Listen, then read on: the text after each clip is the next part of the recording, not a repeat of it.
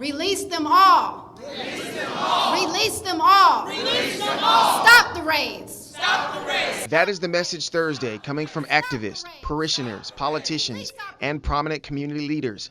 The Mississippi Immigrant Rights Alliance spearheaded a press conference near Jackson's NAACP headquarters, calling for U.S. immigration officials to release nearly 700 immigrants taken from 7 different locations around the state. To date, it is the largest single-state immigration enforcement in history. As evil as some of the Klansmen are for Edgar Ray killing and Sam Bauer with them, this is the same spirit of Satan that dwells in the White House today. I would have never believed it. Yes. But George Wallace was probably a better man. Leaders are mostly upset that ICE raids tore apart families. U.S. attorney officials confirming that children were either placed with family members or left out alone to fend for themselves while watching their family members being taken away from them on charter buses. And there they were, all alone. I have no idea what my children would do. As a religious leader, I cannot think of anywhere in our Holy Scriptures where this sort of thing would be okay. And in fact, our Scriptures tell us just the opposite. We're supposed to take care of the most vulnerable in our society.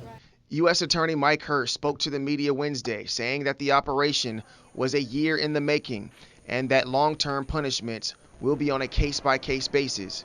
A judge will decide which detainees will stay and who will be deported back to their countries of origin.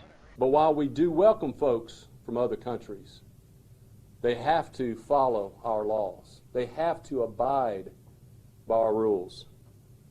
They have to come here legally, or they shouldn't come here at all. He stood in front of you, members of the media, and acted as if his hands are tied, because America is a country of laws. And indeed we are, and that is as it should be. But America is also a country of justice and fairness and mercy and commitment to families and commitment to children.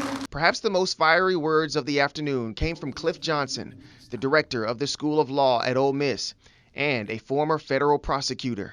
That is a conscious decision. Make no mistake about it. Nothing that happened yesterday was an accident. Nothing was happenstance. It was calculated and it was intentional. Amen.